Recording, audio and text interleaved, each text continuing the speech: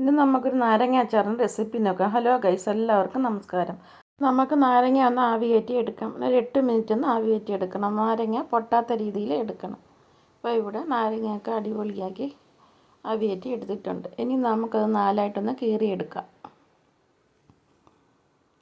ഇനി നമുക്ക് കുറച്ച് ഉപ്പിട്ട് കുറച്ച് കായപ്പൊടിയും ഇട്ട് കൊടുത്ത് നന്നായി ഇളക്കി വയ്ക്കാം. നമുക്കിത് നല്ലപോലെ ഒന്ന് അടച്ച് വയ്ക്കാം. ഒരു ദിവസം കഴിഞ്ഞ് നമുക്കൊന്ന് നോക്കാം. അപ്പോൾ ഈ പരുവത്തിൽ ഇരിക്കുകയാണ്. ഇനി നമുക്കൊരു പാൻ അടുപ്പിൽ വെച്ച് കൊടുക്കാം. ഞാൻ ഇവിടെ 1 കിലോ നാരങ്ങയാണ് എടുത്തിരിക്കുന്നത്. 200 ഗ്രാം നല്ലെണ്ണ എടുത്തിട്ടുണ്ട്. ഇനി നമുക്ക് 200 ഗ്രാം വെളുത്തുള്ളി വറുത്ത് കോരി മാറ്റി വയ്ക്കാം.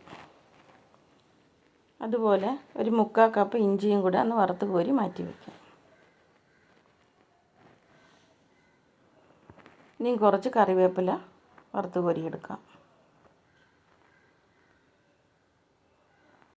നമുക്കിനി ഫ്ലെയിം അങ്ങ് ഓഫാക്കാം.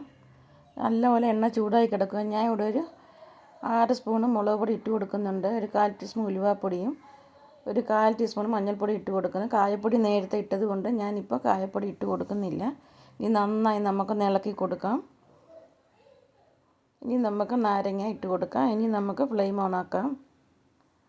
ഇനി നമ്മൾ വറുത്ത് വെച്ചിരിക്കുന്ന എല്ലാം കൂടെ ഒന്ന് ഇട്ട് കൊടുത്ത് നന്നായി ഒന്ന് മിക്സ് ചെയ്ത് കൊടുക്കാം. എന്നിട്ട് നമുക്ക് ഉലുവ, കടുക്, 2 ഏലയ്ക്ക, 2-3 ഗ്രാമ്പും കൂടെ വറുത്ത് പൊടിച്ചത് നമുക്ക് ചേർത്ത് കൊടുക്കാം. ഈ ഗ്രാമ്പു, ഏലയ്ക്കായി ഇതിൻ്റെ കൂടെ വറുത്ത് പൊടിച്ചാൽ നല്ലൊരു മണവും ടേസ്റ്റുമാണ്. ഇത് അടിപൊളി ഒരു അച്ചാറാണ്. കുറേ നാൾ കേടാകാതിരിക്കും. ഇനി നമുക്ക് 2 സ്പൂണും പഞ്ചസാര ഇട്ട് കൊടുക്കാം. കുറച്ച് ഉപ്പും ഇട്ട് കൊടുക്കാം. നാരങ്ങ അച്ചാറിന് ഉപ്പ് കൂടുതൽ വേണം. ഇനി നമുക്കൊരു 200 ml വിനാഗിരിയും കൂടെ ചൂടാക്കി അതിലോട്ട് ഒഴിച്ച് കൊടുക്കാം. നന്നായി ഇളക്കി കൊടുക്കാം. അച്ചാറൊക്കെ നല്ല അടിപൊളിയായി വന്നിട്ടുണ്ട്. ഒരു 10 മിനിറ്റ് നമുക്ക് ലോ ഫ്ലെയിമിൽ വെച്ച് ഇളക്കി കൊടുക്കണേ. 10 മിനിറ്റ് കഴിഞ്ഞ് നമുക്ക് വാങ്ങി വെച്ച് തണുത്തതിന് ശേഷം നമുക്കൊന്ന് അടച്ചു വെച്ച് കൊടുക്കാം. തണുക്കുന്നതിന് മുമ്പ് അടച്ചു വെച്ച് ആവിയിലെ വെള്ളം അതിലോട്ട് വീഴും. അതുകൊണ്ടാണ് തണുത്തതിന് ശേഷം അടച്ചു വെക്കുന്നത്. ഇപ്പം ഞാനത് പിറ്റേ ദിവസം നോക്കിയതാണ്. അടിപൊളി അച്ചാറാണ്. ഇതിൻ്റെ ടേസ്റ്റ് ഒന്നും പറയാനില്ല കേട്ടോ. നല്ല മണവുമായിരുന്നു. ഞാൻ ഗ്രാമ്പു, ഏലക്ക എല്ലാം ചേർത്തതിൻ്റെ നല്ലൊരു മണമുണ്ട്. ഞാനിവിടെ 1 സ്പൂൺ ഉലുവായും 2 സ്പൂൺ കടുകും 2 ഏലക്കായും 3 ഗ്രാമ്പുമാണ് വറുത്ത് പൊടിച്ചെടുത്തത്.